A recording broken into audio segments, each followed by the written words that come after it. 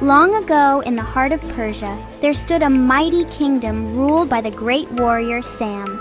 His palace, built with golden arches and towering columns, stood as a symbol of strength and glory. Behind the palace, the mountains stretched high into the sky, their snow-covered peaks whispering ancient secrets. The kingdom was prosperous, filled with music, laughter, and the echoes of a ruler's legacy. But despite all his victories, there was one thing Sam longed for more than anything: an heir, a son who would carry on his name and make his heart proud. Then, one fateful day, Sam's deepest wish was granted. A child was born, and the palace burst into celebration. Drums echoed through the halls, flowers were tossed into the air, and joyful voices filled the kingdom. The people rejoiced, for the great warrior had finally been blessed with a son. Sam, filled with hope and excitement, rushed to see his child. But as he held the tiny boy in his arms for the first time, something unexpected made his heart pause. The child was different, unlike any he had ever seen. The baby's hair, instead of being dark like his father's, was pure white, like the untouched snow of the highest mountains. The room fell silent. The joyful whispers turned into uneasy murmurs. "This is unnatural," some said. "A sign of misfortune," others whispered. Sam, the strongest warrior in the land, suddenly felt the weight of fear in his heart. Could this child with his strange white hair truly be the son he had prayed for? Fear spreads faster than wildfire. Even before the child had taken his first steps, rumors had begun to circle through the palace and the kingdom beyond. Advisors spoke in hushed tones, warning Sam that this child might bring bad luck. The people, once filled with joy, now looked upon the newborn with doubt and uncertainty. Though he was innocent, though his tiny hands reached out in search of warmth, the world had already decided he was different. But there was one heart that did not waver, his mother's. The queen held her son close, brushing her fingers through his soft white hair, feeling the warmth of his small body against her own. To her, he was perfect. "He is just a child," she whispered. "Our child." She pleaded with Sam to look past his fear, to see not a sign of misfortune, but a miracle. But Sam, though strong in battle, was weak against the weight of fear. Some choices, once made, can never be undone. With a heavy heart, Sam decided that the child must be taken far away, beyond the walls of the palace, beyond the whispers of his people. On a cold morning, before the sun had risen, he carried his son through the grand gates of the palace. His steps were slow, his grip tight, as if some part of him wished to turn back, but fear had already won. The mountains loomed ahead, silent and cold. Snow fell gently from the sky as Sam climbed higher, his breath heavy, his heart heavier. When he reached a lonely tree at the peak, he stopped. There, beneath its bare branches, he placed the baby on the ground. "Forgive me, my son," he whispered, but the child did not understand. He only knew warmth was leaving him. Left alone in the endless snow, the tiny child shivered. The mountains, ancient and unmoving, bore witness to his fate. The sky darkened and the cold wrapped around him like a cruel hand. He cried, but there was no one to hear him. No one, except something far above. High in the clouds, the great Simurgh spread her golden wings. She had seen the world rise and fall, had watched kings take thrones and lose them, had witnessed both kindness and cruelty, and now she had seen something new, a child, abandoned but unbroken. Her great eyes, filled with wisdom, locked onto the tiny figure in the snow, and with a single powerful beat of her wings, she descended from the sky.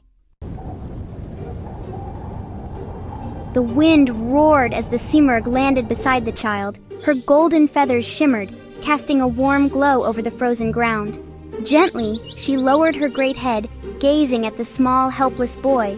In his eyes she did not see weakness. She did not see fear, she saw life. With care she wrapped him in her wings, lifting him high into the air. High above the world, far from the doubts of men, the Simurgh carried the child to her nest, a place hidden deep within the tallest peaks. The air was crisp, the sky stretched endlessly, and below them the world seemed small and distant. Wrapped in the warmth of the Simurgh's golden feathers, Zal no longer knew cold nor loneliness. He was safe. He was loved. The great bird, wise beyond time, had chosen him as her own, and under her watchful eyes, he would grow into something extraordinary. Years passed, and the boy abandoned by men became a warrior raised by the sky. Zal grew strong, his heart filled with the wisdom of the Simurgh. She taught him the ways of the wind, the patience of the mountains, and the courage to face the unknown. No longer was he a helpless child. He was swift, clever, and fearless. He moved like the falcon, fought like the storm, and carried within him a power no king could command, the power of knowledge, of destiny, of a heart unchained by fear. One day, the Simurgh knew it was time. "Your path lies beyond these peaks," she told him, her voice deep as the mountains.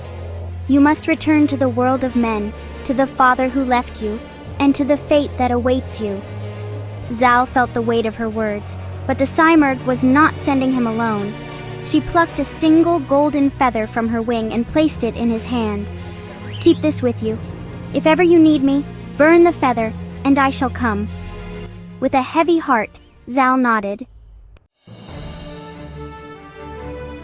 With the wind at his back and the Simurgh's gift in his hand, Zal made his way back to the kingdom that had once rejected him. When he stepped through the grand palace gates, all who saw him gasped in shock. The boy they had abandoned had returned, not weak, not broken, but strong, wise, and proud. And there, standing at the head of the court, was his father, Sam, his eyes wide with disbelief. Zal had come home. For the first time in many years, the kingdom was filled with celebration. Fires burned bright, music rang through the halls, and people danced in the streets. Zal, the son once feared, was now honored. The people whispered a new tale, that he was not cursed, but blessed. His father, once blinded by doubt, now saw the truth. Zal was not a sign of misfortune, but a gift, a leader, a warrior unlike any before him.